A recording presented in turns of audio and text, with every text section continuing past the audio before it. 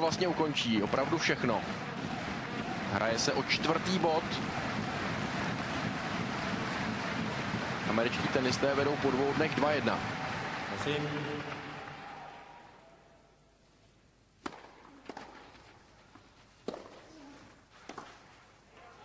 A dobrý start do tiebreaku má Andy Roddick.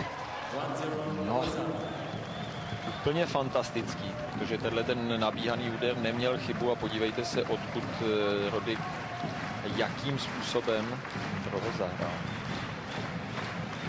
Absolutní světová extra třída.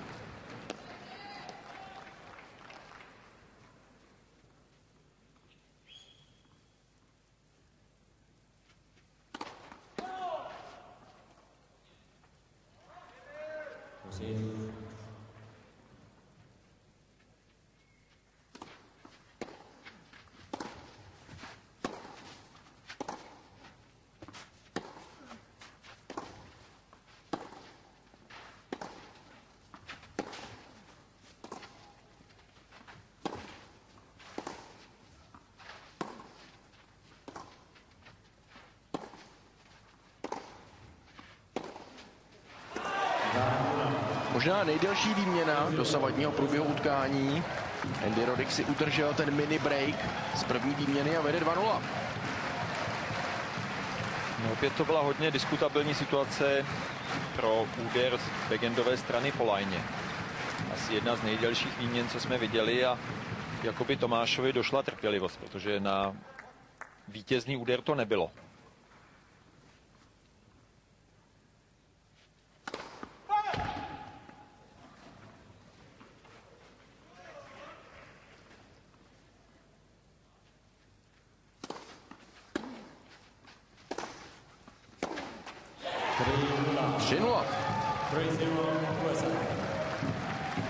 Tak klíč k úspěchu je jasný. Získat 2 vlastní servisy, snížit na 2-3 a přiblížit se Roddickovi. Teď musí dát do podání Tomáš Berdych veškerý svůj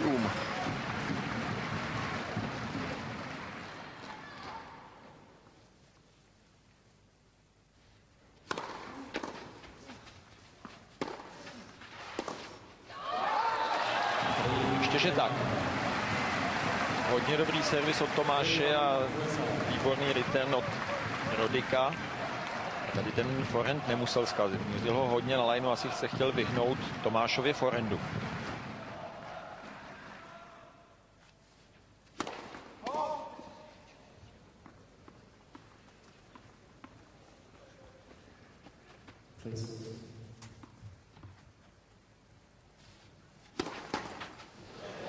Tak bohužel ani ten dílčí cíl Tomáš Berdych nesplnil. Dvojchybou v tiebreaku nabízí Roddickovi znovu vedení o 3 body, 4-1. No a Američan teď navíc disponuje 2 servisy.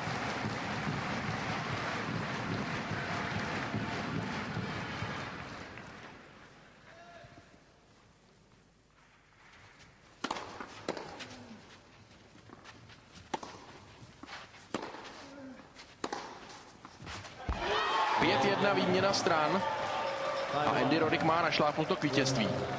Čiší z něj obrovské sebevědomí. Podívejte se, co si dovolil, asi 2 metry, možná ještě dál za základní čarou.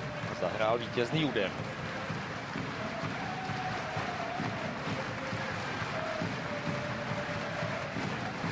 To je to, co ti světoví hráči dělají. Má 4-1 v tiebreaku a 2 servisy k dobru, takže se nebojí zariskovat i ze situace, kdyby to mnohý hráč buď vůbec neudělal, nebo ani soupeř nečekal.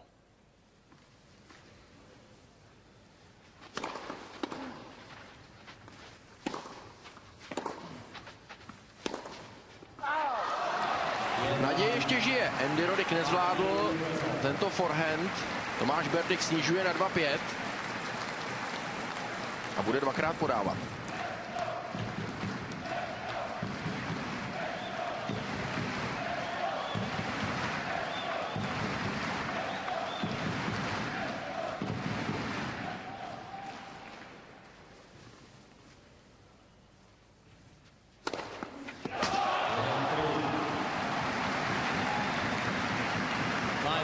by špatné ještě jednou tento trik s SM zopakovat.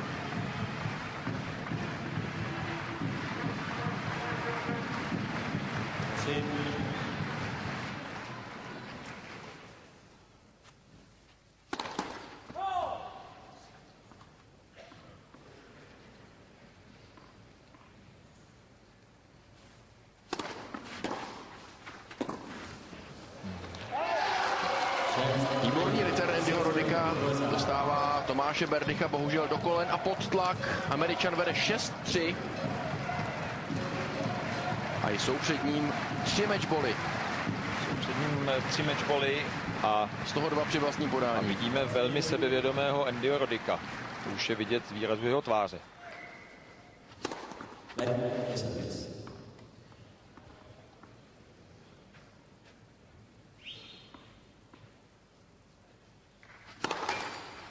Ticho, prosím.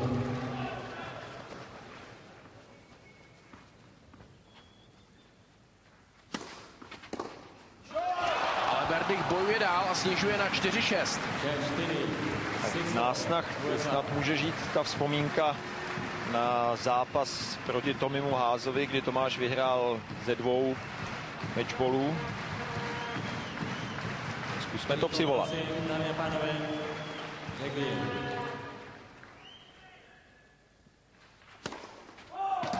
ticho, prosím. Prosím.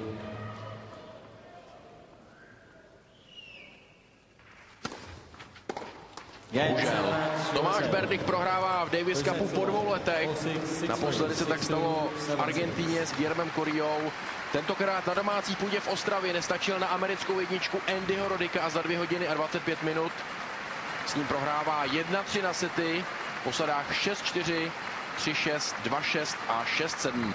Znamená to, že v prvním kole světové skupiny Davisova poháru mezi Českem a Spojenými státy je rozhodnuto. Američané pod vedením